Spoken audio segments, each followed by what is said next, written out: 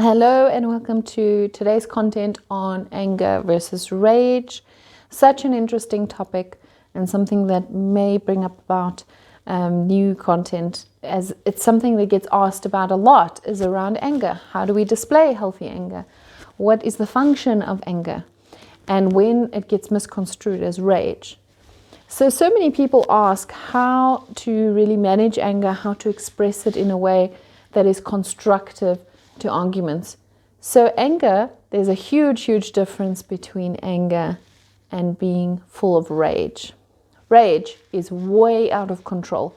It blows so out of proportion, and it's generally not inclusive or warranted or proportionate to the stimuli that created the rage. So normally you will see that, you'll feel that in somebody's presence when they're raging, is that it becomes very instrumental, it grows and grows and grows.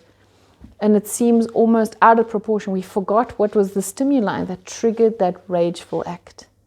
With anger is a normal, healthy emotion that we all have, that we all need to sit with and process, as well as to also express. Often in psychotherapy, we speak about how anger is a boundary or a secondary emotion, which hides the primary emotion. In many cultures and religions and societies where anger is more appropriate to show as a vulnerable emotion than sadness, fear, vulnerability, all of those things, you will see it play out much more readily. So it will be okay. It won't be as pushed out into society and as embarrassing or shameful than a more powerful, vulnerable trait that perhaps you weren't socialized to express.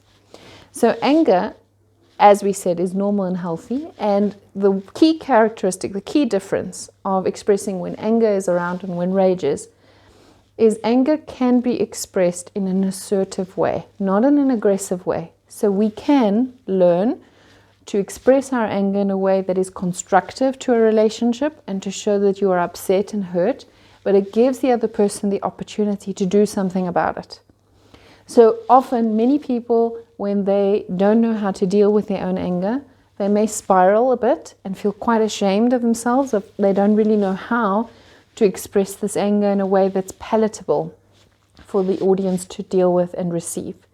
So how do they manage that? Is they may repress the anger, which is not healthy either. They may repress, and it may come up as a very passive-aggressive response.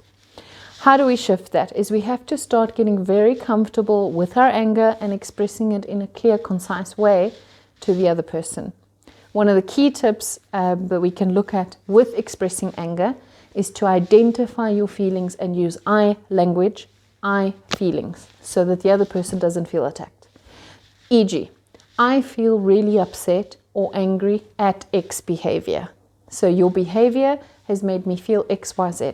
So you are owning the whole experiential phenomenon within you, but you're expressing it to the other person, and you're using that I language. The more assertive and concise and straightforward that you are, the better able your audience will be to be able to deliver a response, deal with it, digest it, and then come back to you, right? So those key things are so imperative about how to deliver anger. You first have to identify, what is it that's making me angry? Don't repress it, don't deny it, don't swallow it. The more you do that, research shows us this, social studies show us this, the worse the outcome is going to be further along the line. Is we have to be able to start to digest our emotions, be able to hold it and not be shameful about it. Anger is a normal, healthy emotion. Then deliver it in a way that is clear and concise. So you can say, for example, I'm really upset or angry, I'm really saddened, I'm really feeling uncomfortable at how you make me feel, and insert the behavior so that the person has time to make reparation. If you feel that it's too big to be able to make reparation, then you can think of a way to express that anger where it closes the relationship. But for your own peace of mind, if you just want to express it to give the other person the opportunity to delve into the problem and then fix it, then that is an appropriate way to do it. Often people ask, what do I do if the recipient, the audience, does not acknowledge my feelings? What I often help people deal with is that your job in the interaction is to deliver your truth. After you have done that in a clear, concise way, and you've owned your feelings, your experience of it, after you do that, you have to surrender the outcome. We cannot control people. But based on how your recipient and audience accepts your truth and works on it and does something about it, you can then choose how much space, distance, and interaction you will allow in the dynamic going forward. It's so important to understand the power that you have after you deliver your truth, that you can then analyze how and when and how much distance and space you want to give this interaction going forward if it is going to meet your needs. Now moving on to rage. Rage is something really, really different. It is triggered often by a shame-rage spiral. So what does that mean?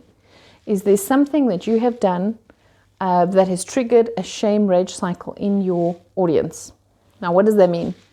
Is it's actually got nothing to do with you, that you've said something that has triggered a shame concept, a core belief within that person that they have jumped. It's almost like boiling hot water that has jumped out of the pot that you have no idea how to contain. That's how it feels like. It becomes instrumental, it grows in intensity, and often people that go into shame-rage spirals, they tend to go into such an extent that it can go for days or even weeks. They can't let go. See, with anger, the more we speak about our feelings when we're angry, even if the person dismisses it, the more it tends to go down, right? But with rage, it doesn't. Nothing seems to temper that boil that keeps on coming up. People that have a lot of shame that is repressed and not dealt with and denied, they walk around with what we call a kind of an emotional burnt skin. So what does that mean? Have you ever burnt your skin really badly, like with boiling hot water, and you've left it for a few days to heal? So whenever you touch that area, it feels so sensitive. It is extremely, extremely sensitive. That's how people with a lot of shame feel. So imagine you as a bystander, you may make a totally innocent comment or hold them accountable for something. So to them, it feels 10 times worse, because what is happening is the shame is underneath that burnt skin and they haven't yet dealt with it. That's why the anger that comes out in a rage spiral, is actually repressed shame, that they don't feel good about who they are inside. So they feel completely defective. One of the examples I've been using recently to explain this is like, say a doctor is at a hospital and you by accident have parked in their parking spot, and they come to you assertively and say, sorry, could you please move your car? It's my parking spot. Just like that, straightforward, assertive, no frills, no fuss. The person with a lot of shame inside may misinterpret that the person is saying something else about their actual character, not the behavior. So they misinterpret, for example, that the person is saying, you're saying I'm inconsiderate. And so then they start to spiral and rage and say, who are you to tell me I'm inconsiderate and selfish? But the doctor in question didn't say that. So what has happened there is the core construct of assertiveness, of asking for something, has been misconstrued into something much more deep, convoluted, and it's simmering into something that wasn't intended to come out as it did. So what is the most important thing to understand about shame? It's not personal when you have a shame-rage spiral directed at you. What has happened is you've triggered something by assertiveness, by doing something that their reaction is disproportionate to your stimulus. All you can do is try contain it. If it doesn't, withdraw yourself and try and self-preserve and realize that it's got nothing to do with you. If you are in a relationship with somebody that has the shame-rage spiral consistently, I would advise that you seek professional help to try and heal the inner you that feels all of this is personal, because that can be quite a breeding ground for abuse.